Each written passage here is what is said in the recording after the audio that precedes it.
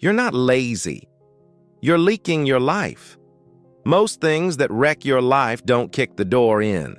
They tiptoe. They don't show up as a disaster. They show up as habits. Small, normal. Everyone does it habits. Until one day you look around and think, when did I become this version of me? Tonight on the Uncomfortable Rankings, we're ranking everyday habits, not by how bad they look, but by how quietly they steal your future. Let's begin. Number 10, constant background noise. It starts harmless. A TV playing while you eat, music while you shower, a podcast filling the silence on your commute. Noise makes life feel full, but it quietly removes the space where thoughts used to land. Silence is where emotions surface. So when silence disappears, so does awareness. You're not distracted. You're anesthetized. Number 9, delaying sleep. Just a little. Sleep isn't stolen from you. You trade it away. One more scroll, one more video, one more episode. Not because you want it, but because stopping feels harder than continuing. Sleep loss doesn't collapse your life overnight. It dulls your patience, weakens judgment, shrinks resilience. You wake up functional, but less yourself. Number 8, never being bored. Boredom used to be empty space. Now it feels like a threat. The moment nothing happens, your hand reaches for stimulation. Not for pleasure, for relief. But boredom is where curiosity forms. When boredom disappears, creativity follows. You're entertained constantly and inspired almost never.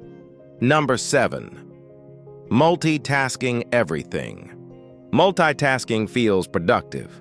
It looks impressive, it feels busy, but your brain doesn't divide attention, it fragments it. Over time, nothing gets your full presence. Conversations, tasks, even rest. You're always doing something, but finishing almost nothing. Number 6, using distraction as recovery.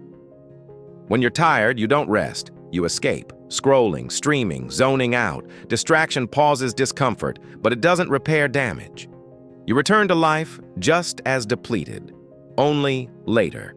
You confuse numbness with recovery and wonder why exhaustion never leaves. Number 5, avoiding difficult conversations. Avoidance feels peaceful, no conflict, no tension, no risk. But every avoided conversation quietly rewrites the relationship. It teaches others what you'll tolerate and teaches you that your needs are optional. Nothing explodes. Things just slowly hollow out. Number 4, living only for later. Later becomes a promise you keep breaking. Later when things slow down. Later when you're ready. Later when life finally starts, but later is never scheduled. It's a placeholder where meaning waits indefinitely. You don't lose your life dramatically, you postpone it until it expires. Up to now, these habits have chipped away at your time, at your energy, at your clarity. But the next 3 don't just drain you, they change how you experience reality itself. Number 3, constant comparison without noticing. Comparison used to be intentional. Now it's automatic. Every scroll resets your sense of normal. Every highlight becomes a quiet measurement. You don't feel envy. You feel inadequate, without knowing why. Your life doesn't get worse. It just never feels like enough. Number 2, ignoring small discomforts.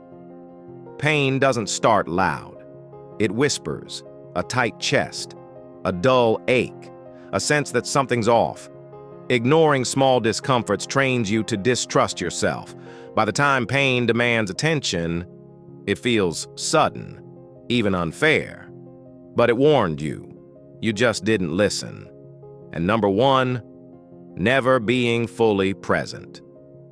This is the habit beneath all the others, being somewhere physically while your mind is elsewhere. Life continues, Moments happen. People speak. But you're only half there. Not absent enough to notice. Not present enough to feel. Nothing is wrong. And that's exactly the problem. Most lives don't fall apart. They thin out, quietly, until one day you realize you were present for everything, except yourself. This was the uncomfortable rankings.